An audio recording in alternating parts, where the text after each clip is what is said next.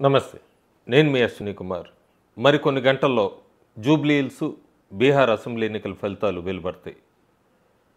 Bihar assembly ఎన్నికలు ఫలితాల గురించి మాట్లాడే ముందు జూబ్లీ హిల్స్ ఈరోజు ఈ వీడియోలో జూబ్లీ హిల్స్ గురించి మాట్లాడదాం. జూబ్లీ హిల్స్ బైపోల్ ఎన్నికలు పూర్తయ్యాక దాదాపు సర్వేలన్నీ కూడా 90% కాంగ్రెస్ పార్టీ గెలుస్తుందని, అట్లాగే ఒక 2-3 సర్వేలు అయితే బీఆర్ఎస్ పార్టీ గెలుస్తుందని, మొత్తానికి గెలిచేది కాంగ్రెస్ కానీ బీఆర్ఎస్ ఈ రెండు పార్టీలు అన్నదైతే అర్థమవుతుంది జూబ్లీ హిల్స్ నియోజకవర్గంలో. మిగిలిన ఒక జాతీయ పార్టీ ఉంది.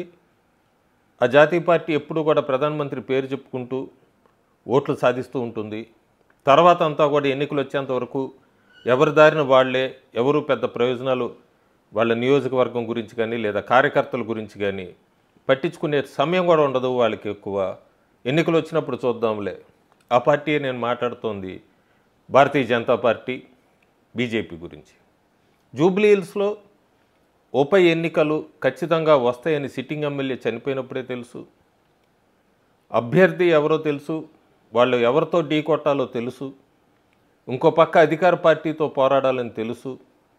ఈ రెండింటి మధ్య బ్యాలెన్స్ చేసుకొని వాళ్ళు ముందుకు వెళ్ళాలి, ఇవన్నీ తెలుసు. జూబ్లీ హిల్స్ బైపోల్లో ఆఖరి నిమిషం వరకు క్యాంపెయిన్కి ఎవరైనా దిగలేదంటే అది బీజేపీయే. బీజేపీ క్యాంపెయిన్లోకి దిగాక కూడా స్టార్ క్యాంపెయినర్స్ లిస్ట్ అంటూ తమిళనాడు నుంచి అన్నామలై, కర్ణాటక నుంచి తేజస్వి సూర్య ఇట్లాంటూ ఒక 40 మంది పేర్లు స్టార్ క్యాంపెయినర్స్ వచ్చేస్తున్నారు. ఇక మొత్తం మోటివేషను, మొబిలైజేషను మొత్తం అయిపోతుంది. హిందూ ఓటర్సు ఇవంతా అంటూ కూడా హంగామా చేశారు అభ్యర్థిని ప్రకటించే ముందు. ఎవరు అభ్యర్థి, బీజేపీ తరఫున ఎవరుంటారు అని బీఆర్ఎస్ కాంగ్రెసే కాకుండా బీజేపీ కేడర్ కూడా ఎదురు చూసింది.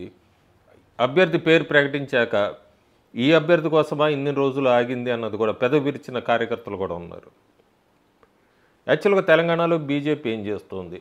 గ్రేటర్ హైదరాబాద్లో ఇంతకుముందు బీఆర్ఎస్కి ఎక్కువ పట్టం కట్టారు 23 అసెంబ్లీ ఎన్నికల్లో. ప్రస్తుతానికి బైపోల్లో ఎక్కువ శాతం సిట్టింగ్లో ఎవరి వల్ల అయితే సింపతి ఓట్స్ చనిపోయారో వాళ్ళ పార్టీ అన్నా లేదా అధికార పార్టీ అన్నా గెలుస్తూ వస్తుంది. కానీ ఇక్కడ బీజేపీ చేయాల్సింది కనీసం పోరాటంలో ఉన్నాము, ఫైట్ చేశాము, ఫైట్ చేసి కొద్దిగా ఓట్ బ్యాంక్ అన్నా పెంచుకున్నామన్న ఒక పేరైనా నిలబెట్టుకుంటుందేమని చూశారు. బీజేపీ కేడర్ ఎక్కడా కనబడలేదు జూబ్లీ హిల్స్ బైపోల్లో. తెలంగాణలో అధికారంలోకి వచ్చేస్తున్నాం మేము, తెలంగాణలో 2023 మాదే అని చెప్పిన వాళ్ళు ప్రస్తుతం 2028 మాదే అంటూ స్టేట్మెంట్స్ వరకే పరిమితం. గ్రౌండ్ లెవెల్ ఎక్కడా కనబడదు మనకి. క్లియర్గా స్టార్ క్యాంపెయినర్స్ ప్రోగ్రామ్ క్యాన్సిల్ చేసింది ఎవరు? టీడీపీ, బీజేపీ, జనసేన వీళ్ళందరూ వస్తారన్నారు. జనసేన కనీసం ఆఖరి నిమిషం ఒక 2 రోజుల ముందన్నా వాళ్ళ మద్దతు తెలిపారు. కొన్ని చోట్ల జెండాలు పట్టుకున్నారు. టీడీపీ శ్రేణులు ఏమయ్యారు? టీడీపీ ఏమైంది? ఎందుకంటే జూబ్లీ హిల్స్లో కూడా టీడీపీ క్యాడర్ బాగా ఉన్నారు. పక్క తెలుగు రాష్ట్రంలో కూటమి అధికారంలో ఉంది. ప్రచారానికి వస్తా అన్నారు, ప్రచారానికి రానీయకుండా లేదు. జూబ్లీ హిల్స్లో క్యాడర్ ఎందుకు రాలేదు? తెలుగుదేశం పార్టీ క్యాడరు ప్రచారానికి ఎవరు ఎందుకు రాలేదు?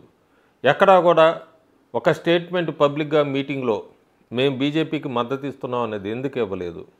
స్టార్ క్యాంపెయినర్స్ అంతా కూడా ఎందుకు ప్రోగ్రాం ఆగిపోయింది? ఇంకో పక్క సిట్టింగ్ ఎంపీ తెలంగాణలో బీజేపీ మీద విమర్శన అస్త్రాలు ఎక్కుపెడుతున్నప్పుడు ఎవరు ఎందుకు ఖండించలేదు?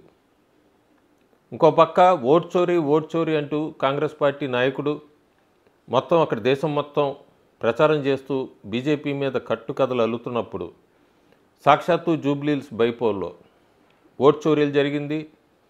పూర్తిగా దొంగ ఓట్లు వేశారు. దొంగ ఓట్లు వేస్తున్నప్పుడు బీజేపీ ఎందుకు మాట్లాడలేదు?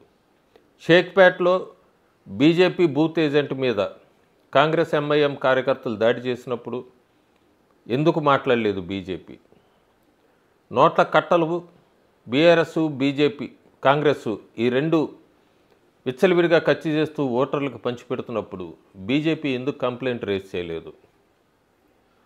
పూర్తిగా ఎవరికి మద్దతుగా మాట్లాడుతోంది, ఎవరికి మద్దతుగా నిలబడింది, ఎవరికి లోపాయిగారిగా చేసింది బీజేపీ? ఎందుకు అంత ఫైట్ వదిలేసింది అనేదైతే కార్యకర్తలందరికీ కూడా అనుమానంగా ఉంది. ఉప ముఖ్యమంత్రి బట్టి విక్రమార్క సిట్టింగ్ ఎమ్మెల్యేలు అధికార పార్టీకి చెందిన వాళ్ళు కారుల్లో నియోజకవర్గాల్లో తిరుగుతూ ఓటర్లను ప్రలోభ పెడుతున్నారని ఒక పక్క బీఆర్ఎస్ కంప్లైంట్ ఇస్తున్నప్పుడు బీజేపీ ఎందుకు ఎలక్షన్ కమిషన్కి ఒక్క కంప్లైంట్ ఇవ్వలేదు? ఔటర్స్ అందరూ కూడా బీఆర్ఎస్ తరఫున కాంగ్రెస్ తరఫున బయట నుంచి వచ్చి నియోజకవర్గంలో ఉన్నప్పుడు బీజేపీ ఎందుకు ఎన్నికల సంఘానికి ఫిర్యాదు చేయలేదు? ఇవన్నీ కూడా బీజేపీ కార్యకర్తల్లో చాలా అనుమానాలు ఉన్నాయి. ఈ అనుమానాలన్నీ కూడా బైపోల్ ఫలితాల తర్వాత బీజేపీ వీళ్ళకేం సమాధానం చెప్తుందన్నది మనం వేచి చూడాలి. ఎక్కడా కూడా అధికారం అనేది పక్కన పెట్టచ్చు. రేపు పొద్దున రాబోయే రోజుల్లో 10 మంది ఎమ్మెల్యేల మీద అనర్హత వేటు పడబోతోంది. తెలంగాణలో ఉప ఎన్నికలు జరుగుతాయని మళ్ళీ బాగా వినబడుతున్నప్పుడు పక్కనే జూబ్లీహిల్స్కి పక్కనే ఉన్న ఖైరతాబాద్ నియోజకవర్గంకి కూడా ఉప ఎన్నికలు రావచ్చు. అప్పుడు ఏమని చెప్పి వెళ్తుంది ప్రజల ముందుకి బీజేపీ?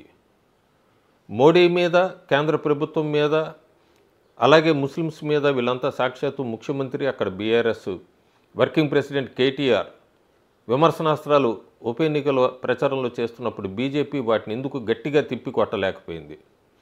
బండి సంజయ్ని ఆఖరి నిమిషంలోనే ఒక 2 రోజులు ఎందుకు అట్లా క్యాంపెయిన్ తిప్పేసి వదిలేసింది? ఇవన్నీ కూడా బీజేపీ రాబోయే రోజుల్లో ఖచ్చితంగా సమాధానం చెప్పాల్సిన అవసరం ఉంటుంది. గ్రేటర్ హైదరాబాద్ ఎలక్షన్స్ వచ్చే లోపలే ఈ తప్పులను సరిదిద్దుకుంటుందా, ఎట్లా ముందుకు వెళ్తుందని అయితే చూద్దాం. ప్రస్తుతానికైతే జూబ్లీహిల్స్లో బీఆర్ఎస్ కానీ కాంగ్రెస్ కానీ గెలవచ్చు. బీజేపీ అనే దాన్ని అయితే పూర్తిగా మర్చిపోయారు. 4 లక్షల మంది ఓటర్లు ఉన్న చోట కూడా 48% వరకే పోలింగ్ అయిందంటే చదువుకున్న వాళ్ళందరూ కూడా ఎక్కువ శాతం బీజేపీ ఎన్డీఏ అని చెప్తూ ఉంటారు. బయటకు వచ్చినప్పుడు చదువుకున్న వాళ్ళు, ఉద్యోగస్తులు సెలవిచ్చినా కూడా ఎందుకు వచ్చి ఓటు వేయలేదు, ఓటు ఎవరికి వేశారు? ఎంతసేపటికి ముస్లిం 1,20,000 ఓట్లు వీటి గురించే మాట్లాడుతున్నారు. కానీ అపార్ట్మెంట్లో వాసులు వీళ్ళందరూ కూడా ఎందుకు బయటకు వచ్చి పోలింగ్ చేయలేదు, ఓటింగ్ వేయలేదనేది వాళ్ళ విజ్ఞతకు వదిలేద్దాం. ఎందుకంటే రేపు పొద్దున మా నియోజకవర్గంలో అది లేదు ఇది లేదు అని మాట్లాడేవాళ్ళు, ఓటు వేయని వాళ్ళు ఎవరికీ కూడా వాళ్ళ నియోజకవర్గంలో సమస్య గురించి గొంతెత్తే అవకాశం ఇవ్వకూడదు. వాళ్ళకి ఏ హక్కు కూడా లేదు. Thank you.